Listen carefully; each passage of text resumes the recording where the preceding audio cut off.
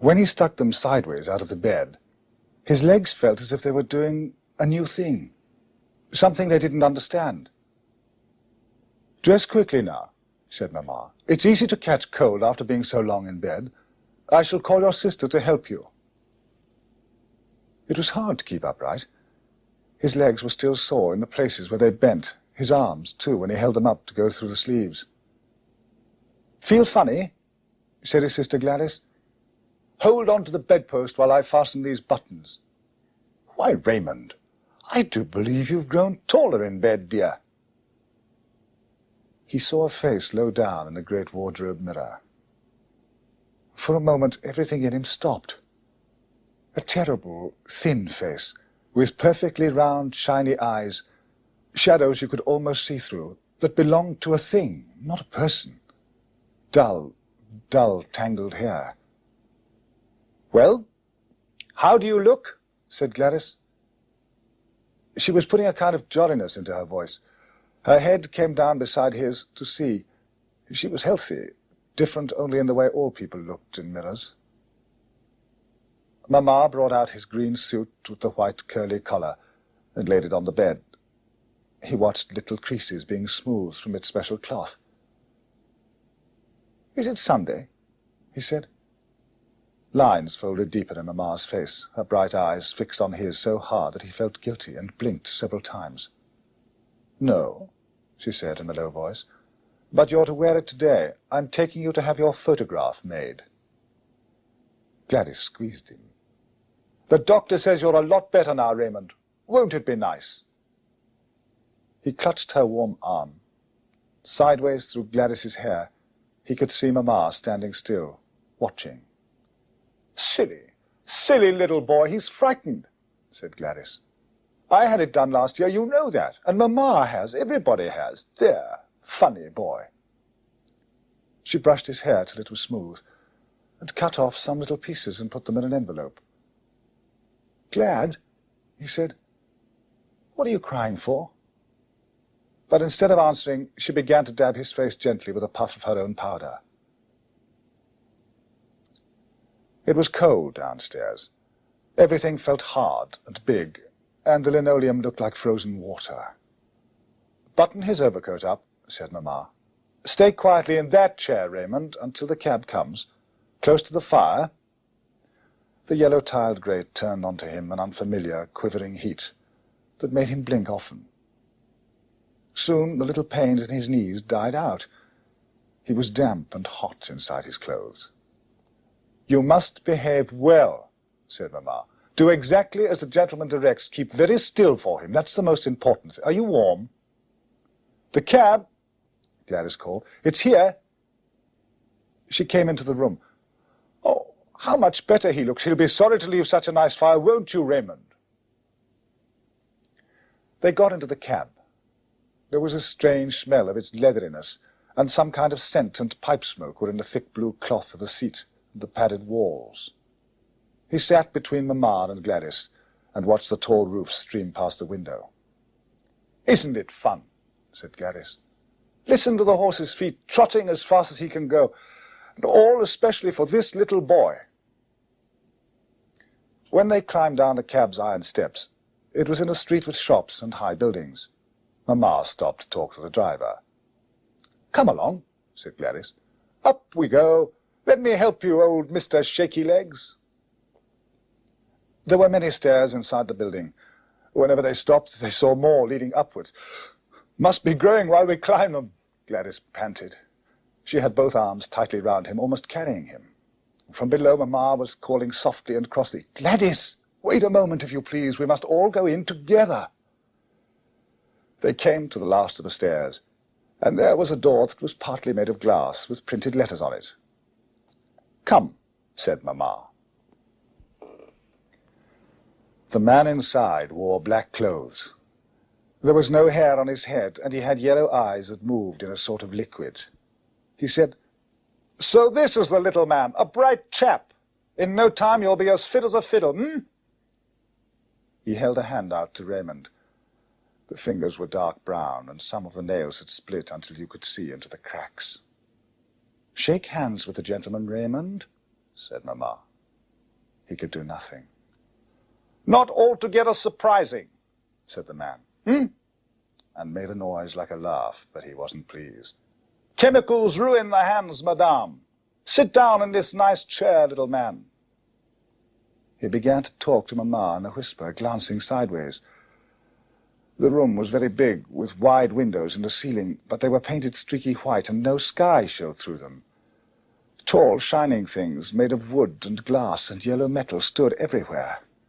"Now, let us begin. The little fellow's overcoat off, please, madame." Then Raymond was on a different chair. His legs hung down from the huge leather seat. The man picked up his hand and pressed it onto the chair's cold, knobbed arm as if it belonged there. A polished table stood close by.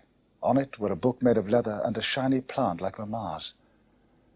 "Genuine antiques," the man was saying to Mamma. "The floral background is hand-painted in oils." "Tidy his hair, Gladys," whispered Mamma. A burning brightness came high up. His eyes itched and watered. The man said, "Don't look at the lights, little fellow," and moved metal things that clicked under a black cloth. Raymond shivered. He seemed to be in another place, feeling nothing, like being asleep and not dreaming. He could hear Gladys blowing her nose somewhere behind the brightness. "Ah, yes," said the man, busy jerking things in the dark. "Doesn't he look a picture? Huh?" He cleared his throat. "Steady now. Still as a mouse. See what I've got in my hand?" And as if he was singing a little song, "Keep quite still." Clack went his machine. "Now again." When the lights went out at last, everything broke into spots of purple darkness. "This very evening, madame," the man was saying. On one hand, he had a glove with a head like a monkey, without fail in the circumstances. His voice had a secret in it. "I'm so very sorry." On the way downstairs, Raymond sneezed.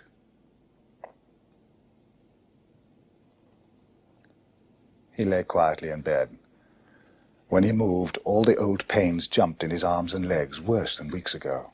His nose was running. For a time, the sun made slow reddish squares on the wallpaper. Then it disappeared. His heart began to hurry, bumping until it hurt. The bed seemed to shake. A tiny ticking noise began somewhere down among the springs, keeping time with his heart. The door opened. It was Gladys again. "How now, dear?" she said, and put her cheek against his forehead. "The shivering stopped, and now he's too hot. Poor little sick Raymond." She sat on the bed. "I've got a surprise for you," she said. "Lie very still, and I'll show you. It's just this moment arrived. Look." She held something up, high above his chest. A reddish-brown picture. He knew the table in it, the huge chair, the book, the shiny plant, from some time in the past. There, too, was that terrible face. After a moment, he turned to her. She smiled and nodded. "It's the photograph, darling. Isn't it nice?" He twisted his head away, and his neck ached. Tears came out of his eyes. He felt angry and frightened, as if he had lost part of himself. Gladys was tightening the bedclothes round him. "Poor dear. Does it hurt to look up? I'll put the photo here on the mantelpiece and light the candle so that you can see it all the time. We're going to have another big one in a frame to hang downstairs. Mamma is so pleased." And her voice turned down and trembled. Suddenly he felt himself held tightly. "Raymond." Gladys was crying again, and a tear ran down the inside of his collar. "Oh, my little and she squeezed him until he gasped. Then she ran out of the room, and the door thudded. He felt cold and small. Then in the same instant he was enormous. His head stretched from the pillow until it touched the walls. His huge hands were pressing down through the bed to the floor. From far below came the ringing click of the bed spring, like distant hoofbeats. On the mantelpiece was the little brown picture child. His face was white and horrible and still. He clung to his chair and stared at Raymond. The candle was too bright to look at it. When it flickered, the whole room bobbed. Waves of fright rushed over him, up through the bed. His ears were bursting with the noise. "Keep still," said something inside him. "Keep quite still." His head was changing its shape because it was so heavy, and the beating, bubbling heart climbed up to meet it. "Keep quite still," said a voice. It sounded like his own, but this time it wasn't inside his head. It was outside, close to his ear. He twisted himself through the hot clothes, crying because it hurt, and looked. He nearly screamed with terror. By the bed stood the picture child, alive, in the green suit, but now it was reddish-brown. His face was the narrow photograph face, like a hollow china thing. "Still," said the boy. "Keep quite still, little man." He put out a hand and laid it on the rumpled sheet. Brown fingers, and the nails were split wide open. "Your heart's going to burst," he said. The whole of the bedroom roared and crackled, yet at the same time it was utterly quiet. The boy smiled, little bony teeth. "I'm going to have your tops," he said. "The new ones, too." The bed spring kept time like a great bell. "And in this bed will be me. Just keep quite still. You won't be anything at all. Feel it bursting?"